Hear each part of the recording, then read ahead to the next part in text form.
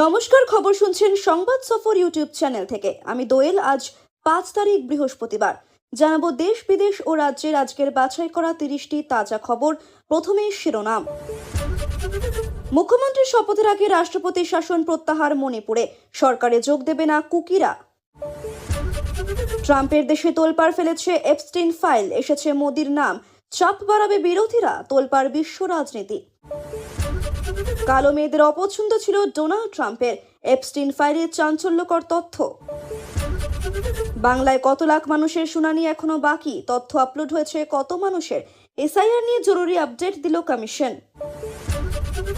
আজ ডিএ মামলার রায় সুপ্রিম কোর্টে, মহার্ঘ ভাতা নিয়ে সিদ্ধান্ত জানাবে শীর্ষ আদালত।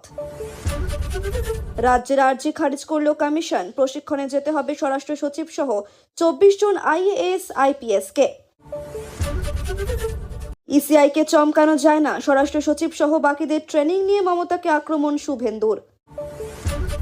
মুখ্যমন্ত্রী কৃত্রিম সংকট তৈরি করে এসআইআর এর নামে নাটক করছেন, মমতার সুপ্রিম শুনানিতে বোমা ফাটালেন অধীর। ফিরহাদ হাকিম মুর্শিদাবাদে পা রাখলে আস্ত ফিরবেন না, হুমকি হুমায়ুন কবিরের। মুখ্যমন্ত্রীর সময় শেষ, তাই দিল্লির পথে দৌড়, মালদায় তোপ দাগলেন দিলীপ ঘোষ। এসআইআর ইস্যুতে সুপ্রিম কোর্টে মুখ্যমন্ত্রীর লড়াই, ঐতিহাসিক পদক্ষেপ বলে দাবি অনুব্রত মণ্ডলের। চিকিৎসার গাফিলতিতে 4 মাসের শিশুর মৃত্যুর অভিযোগ, ডোমকলে উত্তেজনা।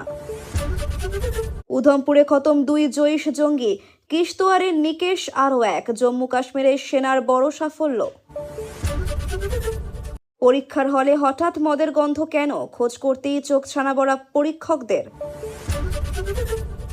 দীঘায় সমুদ্রের বালি চুরি চক্র, 3টি ডাম্পার সহ গ্রেফতার 6 পাচারকারী। সরি পাপা, গাজিয়াবাদে 3 বোনের মরণ ঝাঁপ, পিছনে কি কোরিয়ান গেমিং টাস্ক। সাপ হয়ে কাটে, ওঝা হয়ে ঝাড়ে, মুখ্যমন্ত্রীকে বেঞ্চির আক্রমণ হুমায়ুনের। পরিযায়ী বাঙালির অধিকার নিয়ে সংসদে ঝড়, 0 আওয়ারে মুখোমুখি সামিরুল শমিক। ধনীদের ছাড়, দরিদ্রদের উপর রোজগারের দায়, 12 ফেব্রুয়ারি ধর্মঘটের ডাক সিপিআইএম এর।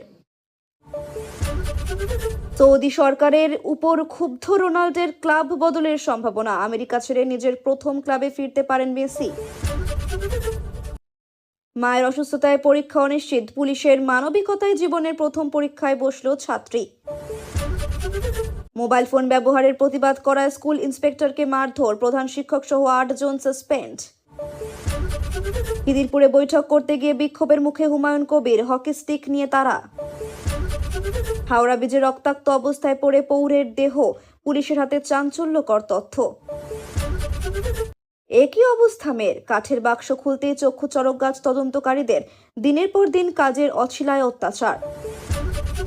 ঝাঁকে ঝাঁকে ধেয়ে আসছে মৌমাছি, 20 শিশুকে নিজের শরীর দিয়ে রক্ষা, ক্ষতবিক্ষত হয়ে মৃত্যু অঙ্গনবাড়ির কর্মী। বোন তো পালিয়ে গেল, টিপ্পনি শুনেই চলল জেদ, বেছে বেছে প্রতিবেশীদের শেষ করলেন দাদা। গভীর রাতে বিকট শব্দ, খোঁজ করতেই মিলল রক্তাক্ত পড়ুয়ার দেহ, ফের আইআইটি বম্বেতে মৃত্যু ছাত্রের। নামছে তাপমাত্রা, কোন জাদুতে ফের শীতের কামব্যাক। এই ছিল আজকের দিনের গুরুত্বপূর্ণ সব শিরোনাম। এবার একে একে বিস্তারিতভাবে জেনে নেব প্রতিটি খবরের পেছনের পুরো ঘটনা। আমাদের ভিডিও ভালো লাগলে অবশ্যই সাবস্ক্রাইব করবেন এবং লাইক শেয়ার করে আগামী দিনে এগিয়ে যাওয়ার অনুপ্রেরণা দেবেন। মুখ্যমন্ত্রীর শপথের আগে রাষ্ট্রপতি শাসন প্রত্যাহার মণিপুরে, সরকারে যোগ দেবে না কুকিরা। প্রায় 1 বছর পর বুধবার মণিপুরে রাষ্ট্রপতির শাসন প্রত্যাহার করা হয়েছে, যা হিংসা কবলিত উত্তর পূর্বাঞ্চলের একটি রাজ্যে নতুন নির্বাচিত সরকার গঠনের পথ প্রশস্ত করেছে। যদিও শপথ গ্রহণ অনুষ্ঠানে আগে বিতর্ক পিছু ছাড়ছে না, এই সরকারে কুকিজো গোষ্ঠী যোগ দেবে না বলে জানিয়েছে। এই কুকিদের সঙ্গে মেয়েতেই সম্প্রদায়ের মধ্যে জাতিগত হিংসায় অশান্ত হয়ে উঠেছিল মণিপুর। রাজ্য বিজেপি জানিয়েছে, দলের বিধায়ক ওয়াই খেমচাঁদ সিং বুধবার সন্ধ্যা 6টায় মণিপুরের মুখ্যমন্ত্রী হিসেবে শপথ নেবেন। শপথ গ্রহণ অনুষ্ঠানটি লোকভবনে অনুষ্ঠিত হবে। ওয়াই খেমচাঁদ সিং এর নেতৃত্বে একটি এনডিএ প্রতিনিধি দল লোকভবনে রাজ্যপাল অজয় কুমার ভাল্লার সঙ্গে দেখা করে সরকার গঠনের অনুমতি চায়। নতুন মুখ্যমন্ত্রীর শপথ গ্রহণের কয়েক ঘন্টা আগে স্বরাষ্ট্রমন্ত্রক মণিপুরে রাষ্ট্রপতি শাসন অবিলম্বে প্রত্যাহার করে একটি বিজ্ঞপ্তি জারি করেছে। 2023 সালের মে মাসে মণিপুরে মেতেই এবং কুকি সম্প্রদায়ের মধ্যে জাতিগত হিংসায় অশান্ত হয়ে ওঠে মণিপুর। অশান্তি সামলাতে ব্যর্থ হয় তৎকালীন এন বীরেন সিং এর সরকার। মুখ্যমন্ত্রিত্ব থেকে এন বীরেন সিং এর পদত্যাগের পর 2025 সালের ফেব্রুয়ারিতে মণিপুরে জারি হয় রাষ্ট্রপতি শাসন। অবশেষে 1 বছর পর ফের স্থায়ী সরকার পাচ্ছে মণিপুর। ফিরহাদ হাকিম মুর্শিদাবাদে পা রাখলে আস্ত ফিরবেন না, হুমকি হুমায়ুন কবিরের। রাজ্যের মন্ত্রী তথা কলকাতা পুরসভার মেয়র ফিরহাদ হাকিমকে প্রকাশ্যে হুমকি দিলেন ভরতপুরের বিধায়ক হুমায়ুন কবির। তার অভিযোগ, বুধবার সে খিদিরপুরে ফিরহাদ হাকিমের বিধানসভা এলাকায় একজনের আমন্ত্রণে একটি বাড়িতে গিয়েছিলেন। ওই এলাকাটি কলকাতা পুরসভার 78 নম্বর ওয়ার্ডের অধীনে। সেখানে ফিরহাদ হাকিমের দলের তৃণমূল নেতা শাহবাজ আলম বেশ কিছু সাখরেদদের জড়ো করে তাকে বিক্ষোভ দেখায়, তার গাড়ির উপরে হামলা চালানোর চেষ্টা করে, গো ব্যাক স্লোগান দেয়। এর আগেও হুমায়ুনের অভিযোগ, তিনি যখন ব্রিগেডের মাঠে জনসভা করার জন্য জায়গা দেখতে গিয়েছিলেন সেই সময়ও কিছু তৃণমূলের লোক তাকে বিক্ষোভ দেখিয়েছিল, বিজেপির বি টিম বলে স্লোগান দিয়েছিল। এরপরই কলকাতার ময়দানে এলাকার সংবাদ মাধ্যমের মুখোমুখি হয়ে ভরতপুরের বিধায়ক ফিরহাদ হাকিমকে চ্যালেঞ্জ দিয়ে বলেন, যদি ক্ষমতা থাকে আগে থেকে ঘোষণা করে যেন কলকাতায় মেয়ে মুর্শিদাবাদে পা রাখেন। সেদিন মুর্শিদাবাদে তার কি ক্ষমতা তিনি বুঝিয়ে দেবেন। আজ তো কলকাতায় ফিরতে দেবেন না ফিরহাদ হাকিমকে। সাংবাদিকদের প্রশ্নের জবাবে ভরতপুরের বিধায়ক বলেন, তাকে যদি আক্রমণ করা হয়, তাকে যদি বিক্ষোভ দেখানো হয়, তাহলে তিনি কখনোই রসগোল্লা ছুঁড়ে দেবেন না। ফিরহাদ হাকিম কতদিন কলকাতা পুরসভার মেয়র থাকতে পারেন তা নিয়েও প্রশ্ন তোলেন হুমায়ুন। মমতা বন্দ্যোপাধ্যায়ের সুপ্রিম কোর্টে সওয়াল প্রসঙ্গে হুমায়ুন বলেন, উনি নাটক করেন, সুপ্রিম কোর্টে গিমিক করেছেন, নাটক করে ভোটে জিততে চাইছেন। বাম ও কংগ্রেসের জন্য 16 ফেব্রুয়ারি পর্যন্ত দরজা খোলা থাকবে বলে হুমায়ুনের বার্তা। যদি কোনো সমঝোতা না বের হয় তাহলে তিনি একা লড়াই করবেন। এদিন ফিরহাদ হাকিমের পাশাপাশি সিপিএম নেতা সুজন চক্রবর্তীকে বোদ্ধা নেতা বলে কটাক্ষ করেন হুমায়ুন। ভরতপুরের বিধায়ক বলেন, 2010 সালে যখন মমতা বন্দ্যোপাধ্যায় ক্ষমতায় আসেন তখন তিনি বিভিন্ন জনের সঙ্গে জোট বেঁধেছিলেন। এখন সিপিএম নেতা সুজন চক্রবর্তীরা প্রশ্ন তুলছেন, তখন কি অন্ধ ছিলেন? মমতা বন্দ্যোপাধ্যায় কখনো কংগ্রেসের সঙ্গে জোট করেছেন, কখনো বিজেপির সঙ্গে জোট করেছেন, কখনো কংগ্রেস থেকে বেরিয়ে এসে তৃণমূল গঠন করেছেন। এসব কাণ্ড ভুলে গেছেন সুজন চক্রবর্তীরা? প্রশ্ন তোলেন হুমায়ুন কবির। সুপ্রিম কোর্টে এসআইআর শুনানিতে হাজির মমতা বন্দ্যোপাধ্যায়। আদালত কক্ষে আইনজীবীদের সঙ্গে একই সারিতে মমতা। কোর্ট নম্বর 1-এ মুখ্যমন্ত্রী মমতার পাশে রয়েছেন কল্যাণ বন্দ্যোপাধ্যায়। দুপুর 1টায় লাঞ্চ ব্রেক থাকলেও বিনা বিরতিতে চলছে শুনানি। প্রধান বিচারপতি সূর্যকান্ত, বিচারপতি জয়মাল্য বাগচি, বিচারপতি বিপুল এম পাঞ্চলির বেঞ্চে শুনানি চলছে। সওয়াল করেন খোদ মমতা। ক্ষমতাসীন মুখ্যমন্ত্রী হিসেবে এই প্রথম কেউ সর্বোচ্চ আদালতে সওয়াল করলেন। ইতিহাস রচনা করলেন মমতা। এসআইআর এর বিরোধিতায় আগেই সুপ্রিম কোর্টে মামলা করেছিলেন তৃণমূলের 3 সাংসদ দোলা সেন, মহুয়া মৈত্র ও ডেরেক ওব্রায়েন। পরবর্তীতে পৃথক একটি মামলা করেন শুনানিতে। আজ সেই শুনানিতে সওয়াল করছেন আইনজীবী শ্যাম দিওয়ান। আইনজীবীদের সঙ্গে একই সারিতে রয়েছেন মমতা, তিনিও আদালতে সওয়াল করছেন। রাজ্যে এসআইআর শুনানি শেষ হতে যেখানে 4 দিন বাকি, সেখানে এখনো 63 লক্ষ মানুষের শুনানি বাকি রয়েছে বলে আদালতে জানান তারা। এদিন আদালতে দাঁড়িয়ে মমতা বলেন, আপনাদের অনুগ্রহে আমি এখানে, অসংখ্য ধন্যবাদ। সমস্যা হলো সবকিছু শেষ হয়ে যাচ্ছে, আমরা ন্যায় বিচার পাচ্ছি না। বিচারের বাণী নিভৃতে কাঁদছে, মনে হলো কোথাও বিচার পাচ্ছি না। আমি কোনো গুরুত্বপূর্ণ ব্যক্তি নই, কমিশনকে চিঠি লিখেছি।